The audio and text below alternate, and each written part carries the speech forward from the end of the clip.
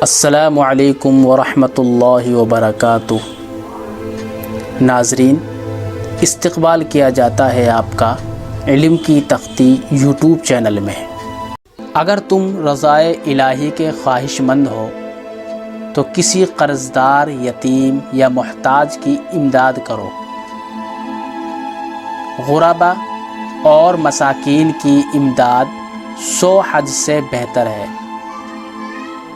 سیاحت کرو کیونکہ بہتا پانی خوشتر ہے۔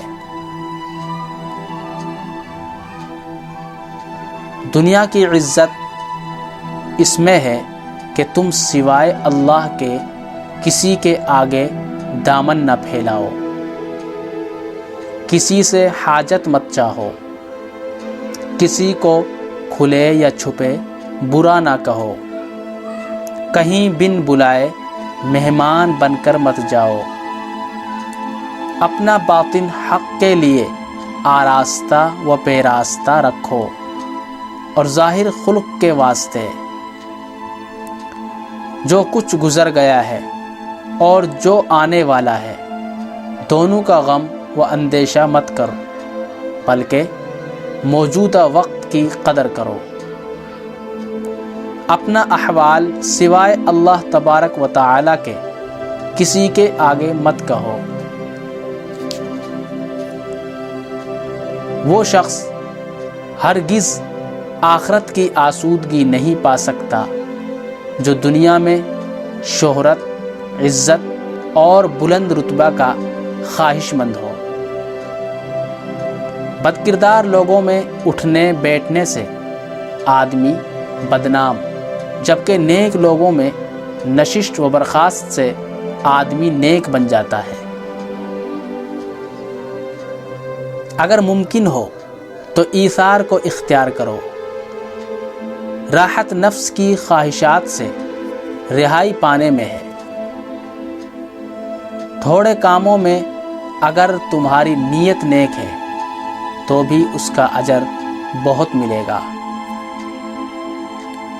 تواضع کی علامت یہ ہے کہ حق بات جس کسی سے سنو قبول کرو، جو تم سے کمتر ہو اس کے ساتھ نرمی کا برتاؤ کرو، جو رتبہ میں تم سے افضل و اعلیٰ ہے ان کا ادب و احترام کرو۔ تمہیں کوئی نقصان پہنچائے تو تحمل کا مظاہرہ کرو۔ اگر تمہارے اوپر مصیبتوں کا دور ہو تو اللہ کا شکر ادا کرو، غصے کو ضبط کرو۔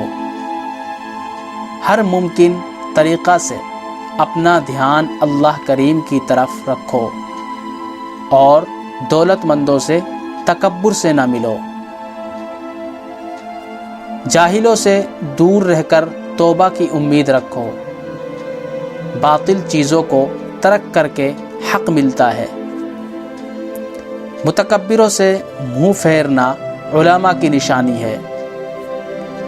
برے کاموں کو جن کا ارتکاب کیا ہو اچھی طرح پہچان کر نفرت کرنا ایمان کی نشانی ہے۔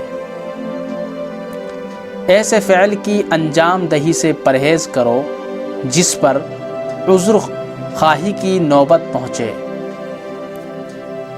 ایسی حالت میں مبتلا ہونے سے بچو جس سے شرمندگی اٹھانا پڑے۔ آنکھ، کان، زبان، پیٹ اور دیگر اعضائے بدن کی حفاظت کرو تاکہ بے پروائی باعث رسوائی نہ بنے۔ دنیا دریا ہے اور آخرت کنارہ ہے۔ تقوی کشتی ہے اور لوگ مسافر ہیں۔ عقل مندی کم کھانے میں ہے، کم بولنے میں ہے اور کم سونے میں ہے۔ دانشور وہ ہے جو بے جا خواہشات کو ترک کرتا ہو۔